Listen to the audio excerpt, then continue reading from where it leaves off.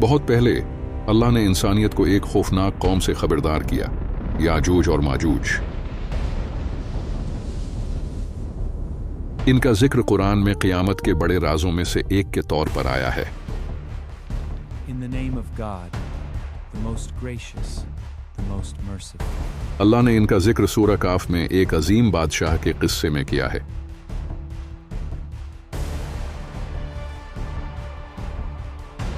इस बादशाह का नाम जुल्करनैन था, जो एक ताकतवर और आदिल हुक्मरान था। अल्लाह ने जुल्करनैन को ताकत, हिकमत और जमीन पर सफर की सलाहियत अता की थी।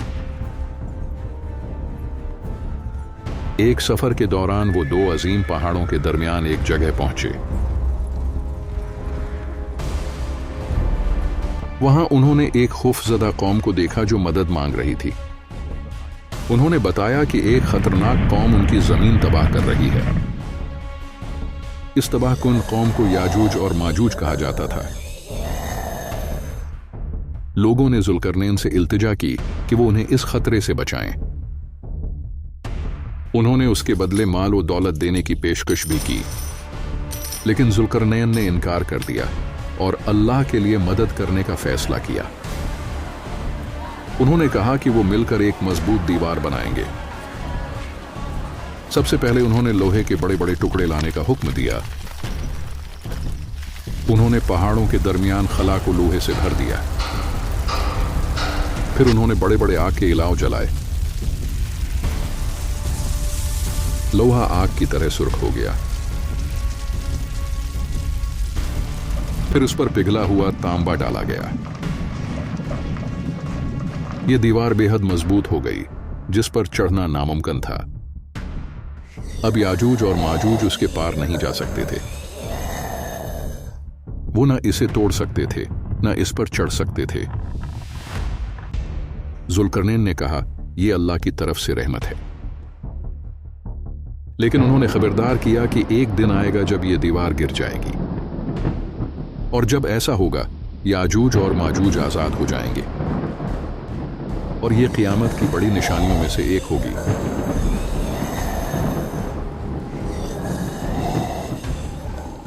लेकिन कहानी दीवार पर खत्म नहीं होती। दीवार के पीछे याजूज और माजूज अभी भी जिंदा हैं। रिवायात के मुताबिक वो हर रोज दीवार को तोड़ने की कोशिश करते हैं। वो दीवार खोदते रहते हैं यहां तक कि रोशनी करीब आ जाती है, लेकिन हर रात दीवार दोबारा से ठीक हो जाती है।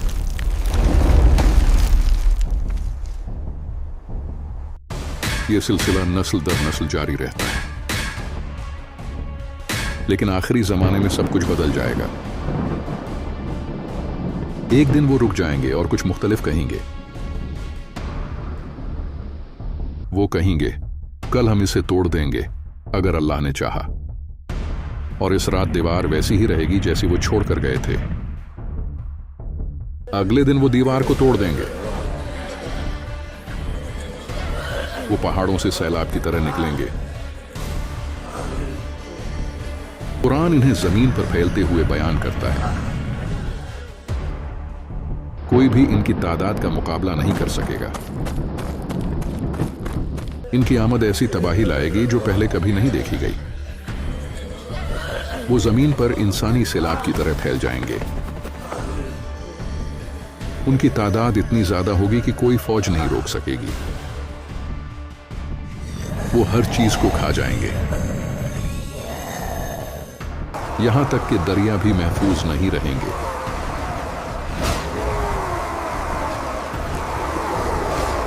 पहले लोग पानी पीते जाएंगे। जब आखिरी लोग पहुंचेंगे तो पानी खत्म हो चुका होगा।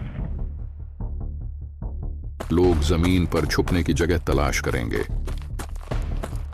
इस वक्त हजरत ईसा अलैहिस्सलाम जमीन पर होंगे।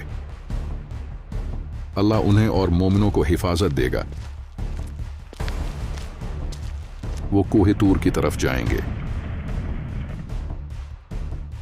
वहां से वो नीचे की तबाही देखेंगे। जमीन मुकम्मल तौर पर भर जाएगी। मोमिन महसूस करेंगे कि कोई रास्ता नहीं बचा।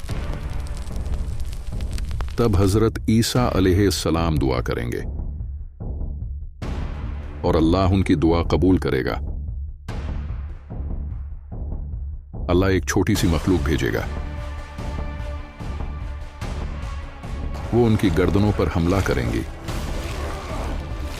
और याजूज माजूज की पूरी फौज गिर जाएगी। जमीन अचानक खामोश हो जाएगी।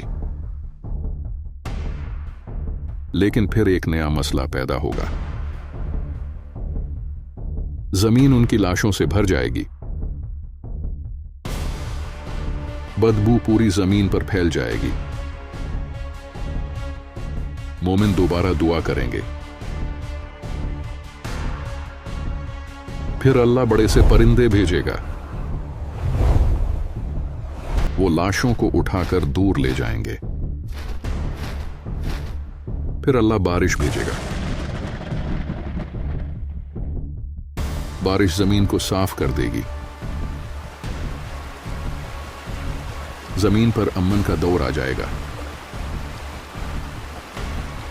अल्लाह की बरकतें भर जाएंगी।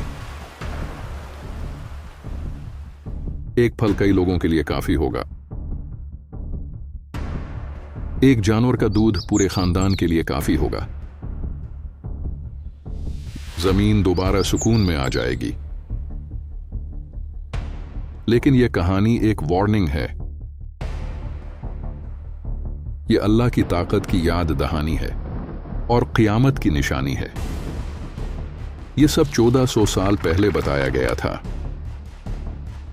फिर भी यह राज आज भी बाकी है। लोग आज भी उस दीवार को तलाश कर रहे हैं और सोचते हैं कब यह सब होगा। अगर आपको ऐसी कहानियां पसंद हैं तो सब्सक्राइब करें। यह कहानी हमें हमारी कमजोरी याद दिलाती है। कौमें आती और जाती हैं, लेकिन अल्लाह का कलाम सच है। कुरान ने यह सब पहले ही बता दिया था। लेकिन यह राज आज भी बाकी है। कुछ लोग समझते हैं दीवार अभी भी मौजूद है, पहाड़ों के दरमियान छिपी हुई।